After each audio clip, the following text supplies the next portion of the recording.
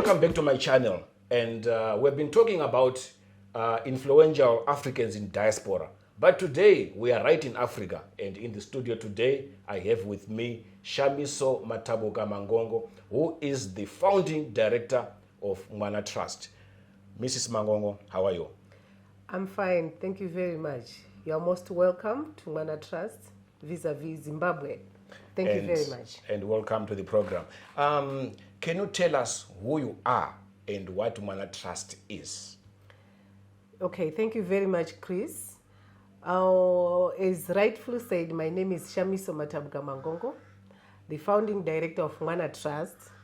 This trust or this initiative came after we have seen the suffering of the children in the peri-urbans. Usually people want to assist people in the urban areas. But now as a trust, I've thought that if the people in the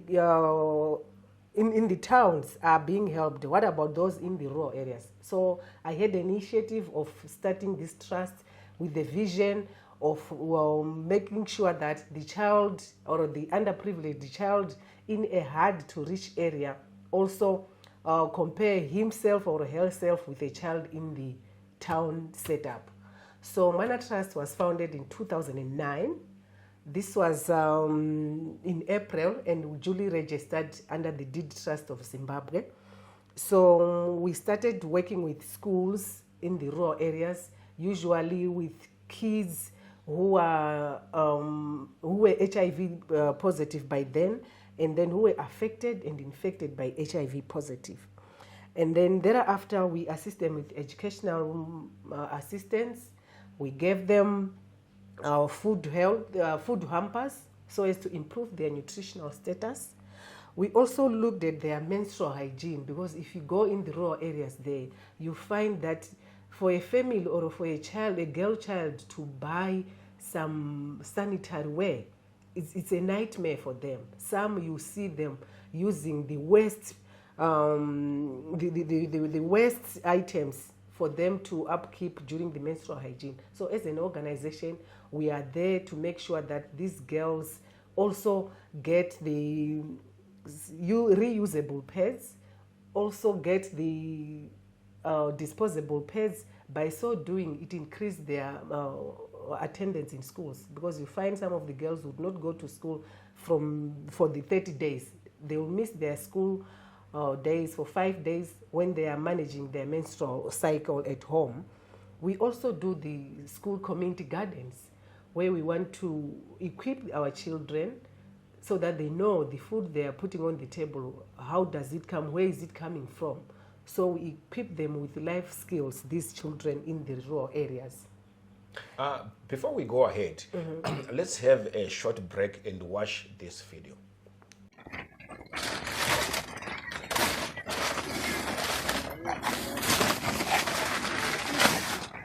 Welcome back. And the name Mwana Trust. What is Mwana, and why did you choose to name it Mwana Trust?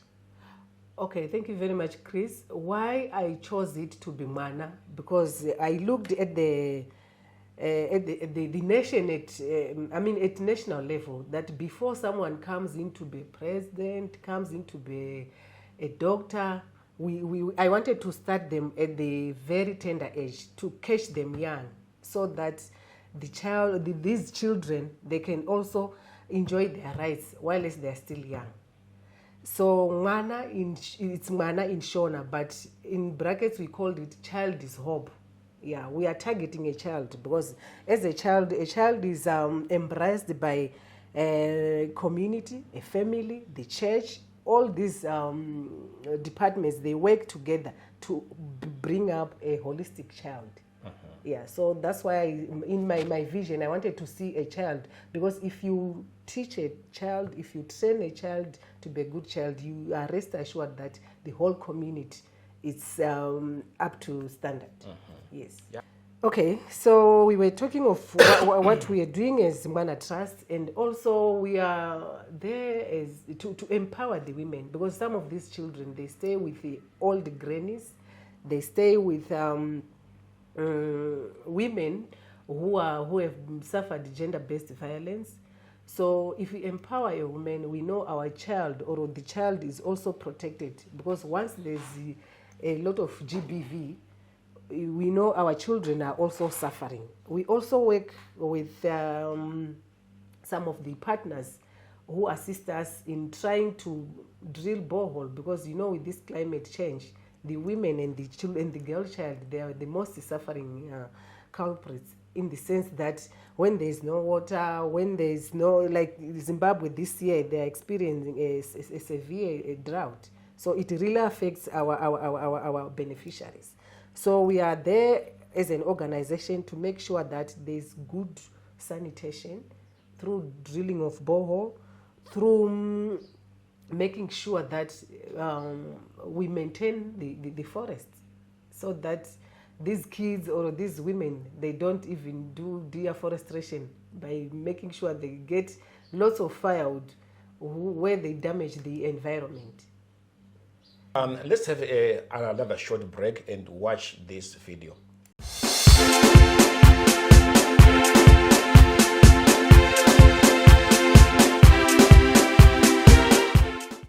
Welcome back. And from the video that we have watched, I've seen that you are giving children a lot of things, uniforms and other stuff that you have mentioned earlier on. Where do you get all these items? Who is funding you? Where do you get the funds to buy all these items that you give to the children? It's a really big challenge. That's something which we intend to do and which we have been doing. Our organization rely on individual funding. Usually I do fundraising through the churches and through the local business communities. Yeah, it has been a very big challenge. And as it is now with this COVID, some of the children in the rural areas, to tell you the truth, they didn't benefit a lot, or they are still being affected because they cannot afford the e-learning which we talk of. Exactly. Yes. So it's a challenge for an organization. For funding, exactly, to say we've got funding, we just do through fundraising, through local fundraising as an organization. It's our wish and as an organization to do fundraising at regional and international level. Yes. With this networking, I'm sure it will take us far. That's true. Yes. Yeah. So guys, wherever you are watching this video from, this is a non-profit organization based here in Zimbabwe, and you have seen a lot of things that they are doing, and she has mentioned a lot of things that they are doing here in Zimbabwe. And please, I appeal to you guys, if you have got anything, even $1 donation, $1 can save a life. So I'll put their email address, their contacts, and where you can send the money. I'll put it on the screen. And please, let's try to help the children in Zimbabwe who don't have anything. They are orphans. There are a lot of people who, some of these children, to tell the truth, they are talented, but they don't have money to continue with their education. So please, wherever you are, let's try to help this organization grow, so that it can help a lot of orphans and other children who are even disabled here in Zimbabwe. Exactly. Yeah. So which areas usually do you cover? We work in Zimbabwe, in Manicaland province here in Zimbabwe. We cover Mutasa district and the Mudare district, but basically in the rural areas. We are not focusing on the children in the urban areas. Yes, we cover, and we start assisting them at primary level up to secondary school. Yes, at least if a child can get a basic education, so that he or she is able to read and write. That's right. Our major challenge again is taking these kids to university. In some of the beneficiaries whom we are assisting, you come up with some kids with very, very, very high results, and they've excelled well. For example, we've got a child who did well, and he has started his studies with the University of Zimbabwe, doing medicine, but he's getting big challenges of funding, and as Exactly. organization, there's nothing much we can do. It was our wish as an organization to have a success story that one of these years we report that we've got Dr. Soren Sol, whom we bring from Mwana Trust. Exactly. Yeah, but it's a challenge also for us. Okay. Okay. And also as an organization, with the areas where we work with, the roads are too bad. Yeah, Yes. so those are hard to reach areas. We've got a very big challenge of reaching those kids in the most remotest areas. Yeah. So getting something to make us mobile will be That's right. do good for the organization. So Yes. does the organization have its own vehicles, or you use your personal vehicles to go to those areas? I use my personal vehicle, and it's a private car, and it can't even maneuver those Exactly. those mountainous areas. And then we've got a motorcycle which our programs officer uses. Okay. Yes, but now as an organization, it's something which we are thinking of, that once in a while, if we visit and do the home door-to-door service, making sure that if we assist a child in school, we need to reach where is the child staying. Because Exactly. there is more to what we are seeing at school level or within the school environment. That's correct. Yeah. That's correct. So those are some of the issues which, as an organization, are still.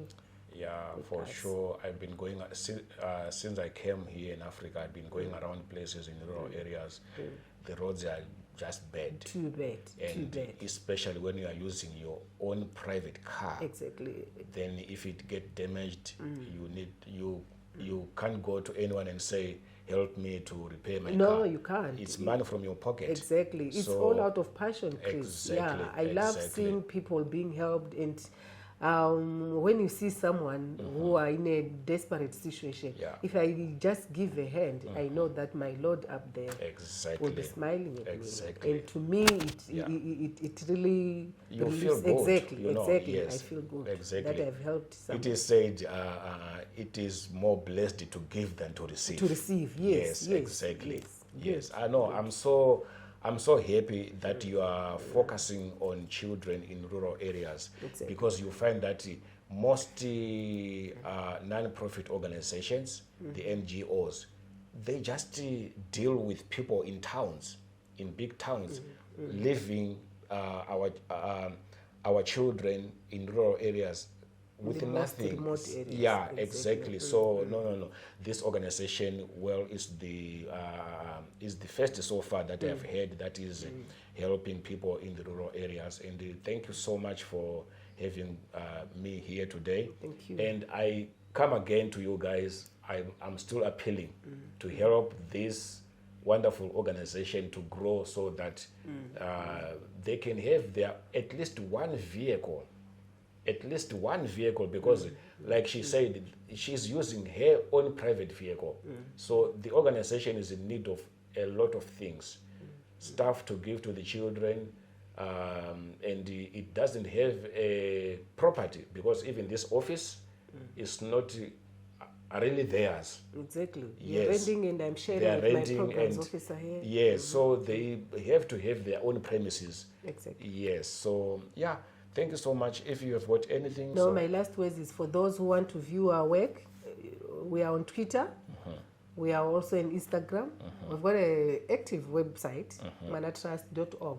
Please feel free to visit and see what we are doing there, and the Facebook account also. okay. Yeah. So for people who need to help, they can help through your website, right? They can help through our website, or we've got a functional Yeah. bank account, where we bank with reputable banks. No, that's fine. The organization, we have audited accounts, for transparency purposes and the accountability. Yes, exactly. Yes. So guys, you have heard it for yourself, and the contacts are below. You can see them right now, and those are their contacts. You can contact them, and if you have got any question, feel free to send them an email or a WhatsApp call, anything, so that you can communicate directly with the organization. And thank you again for watching. We'll meet again in the next episode. Thank you so Thank much, you. Chris. Thanks. Nice meeting you. Thank you. Thank you.